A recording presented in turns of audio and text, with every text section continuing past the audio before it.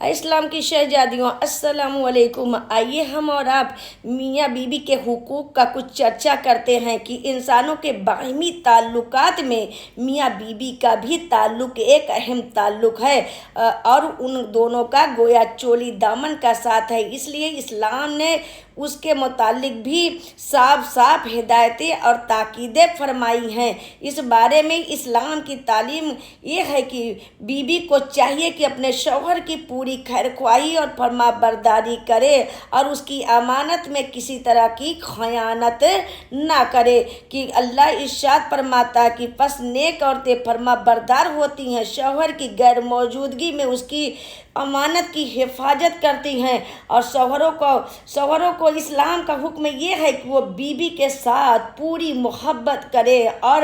اپنی حیثیت استطاعت کے مطابق اچھا کھلائے، اچھا پہنائے، ان کی دلداری میں یعنی ان کی محبت میں کوئی کمی نہ کرے کہ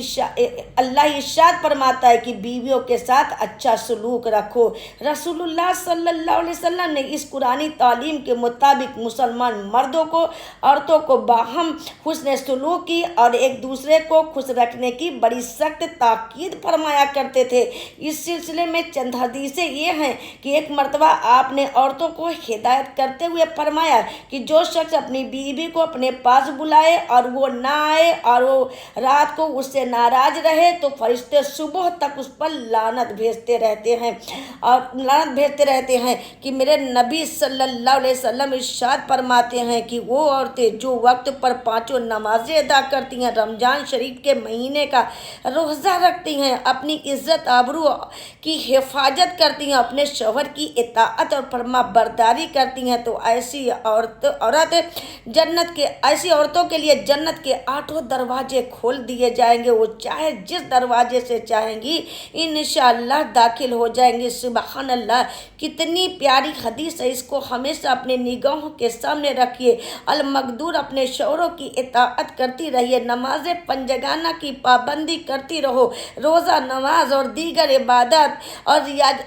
ریاضت کی پابندی کرتی رہو، انشاءاللہ کامیابی اور شادمانی تمہاری قدموں کو چومتی ہوئی چلی جائے گی کہ میرے آقا صلی اللہ علیہ وسلم ارشاد فرماتے ہیں کہ جو عورت 7 دن تک اپنے شوہر کی خدمت کرتی رہے، اپنے شوہر کی اطاعت کرتی رہے تو ایسی عورت کے لیے جہنم کے 7 دروازے بند کر دیے جائیں گے اور جنت کے 8 دروازے کھول دیے جائیں گے۔ سبحان اللہ، سبحان اللہ۔ تو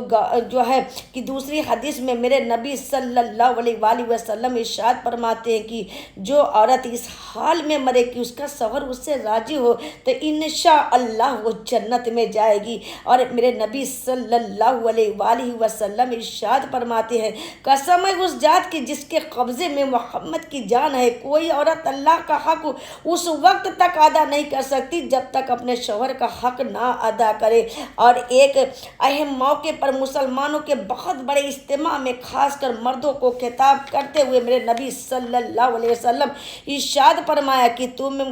میں تم کو عورتوں کے ساتھ حسن سلوک کی خاص طور سے وصیت کرتا ہوں، تم میری اس وصیت کو یاد رکھنا، دیکھو وہ تمہاری ماتحت ہیں، تمہارے بس میں ہیں، تم ان کا خیال رکھنا۔ اور میرے نبی صلی اللہ علیہ وسلم نے ارشاد فرمایا کہ تم میں اچھے وہ ہیں جو اپنی بیویوں کے حق میں اچھے ہوں، اور میرے نبی صلی اللہ علیہ وسلم نے ارشاد فرمایا مسلمانوں میں زیادہ کامل ایمان والے وہ ہیں جن کے اخلاق اچھے ہوں اور اپنے گھر والیوں کے ساتھ جن کا برتاؤ لطف اور محبت کا ہو۔ سبحان اللہ، سبحان اللہ۔